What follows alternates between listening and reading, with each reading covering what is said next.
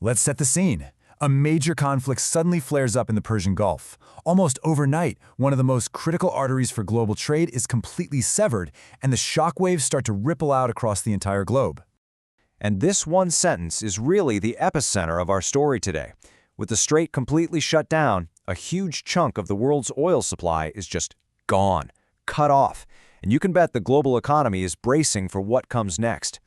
So yeah, of course, soaring fuel prices, economic pain, that was all expected. But what if this crisis is also accidentally triggering something totally different, something unexpected? A massive, and I mean massive, acceleration toward green energy.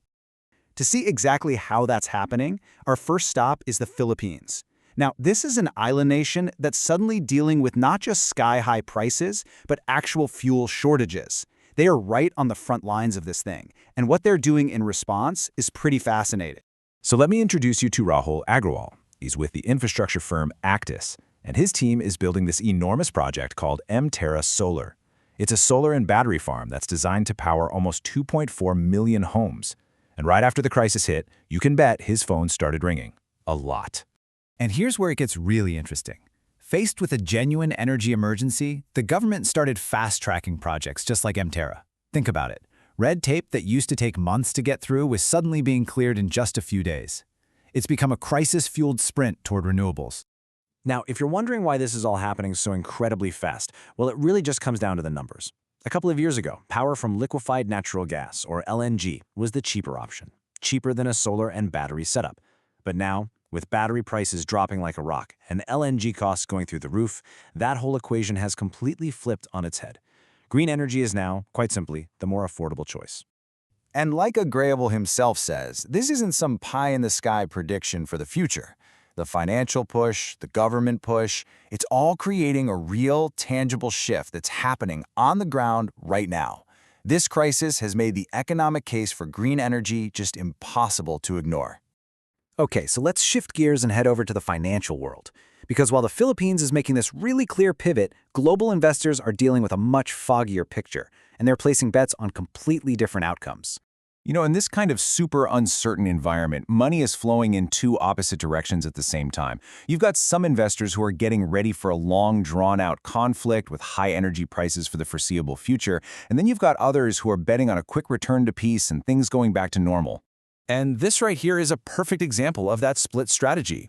An investor might buy into Brazil's market, which makes sense because as a net energy exporter, it can handle high oil prices. But at the same time, they might also invest in South Korea, a country that's getting hammered by the crisis because it depends so much on Middle East oil. The thinking is, if peace breaks out, South Korea's tech-heavy market could see a huge rebound. It's basically a way of preparing for whatever future comes our way. But for some parts of the economy, there's just no clever way to hedge your bets. This crisis is just inflicting direct, severe pain. And maybe no industry is feeling that more than the airlines. I mean, just look at these numbers.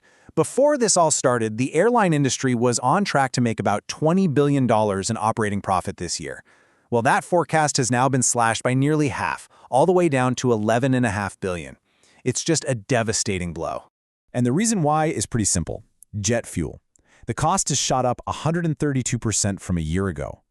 That one expense is completely gutting airline profits, and it's forcing them to do things like hike ticket prices, add all kinds of fees, and even cut routes, all just to try and stay afloat. Okay, so the disruption to oil tankers, that's the obvious danger, right? But deep beneath the waves of the Strait of Hormuz, there's another, much less visible vulnerability, and it's one that could seriously impact our digital world.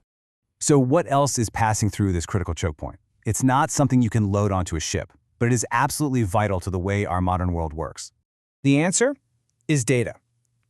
The seabed there is crisscrossed with fiber optic cables that carry a huge amount of internet traffic for the Gulf and for South Asia.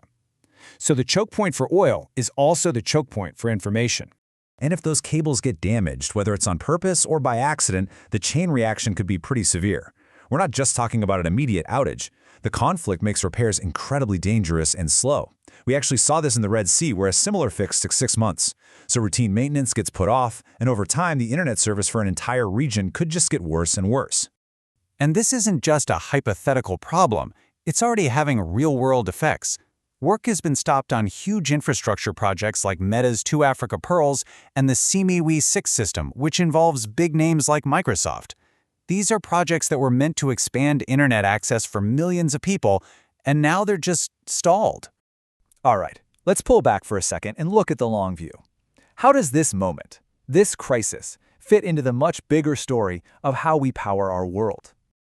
You know, for the last 60 years or so, our energy story has followed one simple rule: addition. From the nuclear boom that was sparked by the oil embargo in the 70s to the rise of renewables today, we've only ever added new energy sources on top of the old ones. We've never actually replaced one with another. And that brings us to the final, really critical question. Every single energy crisis in the past has just added a new layer to our energy mix. But when you see what's happening in places like the Philippines, where the pure economics are forcing a direct switch from LNG to solar, you have to wonder, could this be the first crisis that actually forces a subtraction, the first one to truly speed up the end of one energy source to make way for the next?